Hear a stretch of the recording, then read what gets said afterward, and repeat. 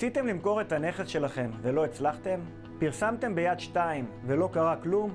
חוץ מגדוד של מתווכים שהגיעו ועדיין לא קרה כלום? קוראים לי אסף פרידמן, אני יועץ נדל"ן. אגיע אליכם ואתן לכם ייעוץ והכוונה כיצד ניתן למקסם את הדירה לפני המכירה ללא השקעה גדולה. כל התהליך מתבצע בליווי של אנשי מקצוע מתחום הבנייה במידת הצורך. כל שעליכם לעשות זה למלא פרטים ואני אחזור אליכם לתיאום פגישה והערכת הנכס חינם ללא כל התחייבות מצדכם.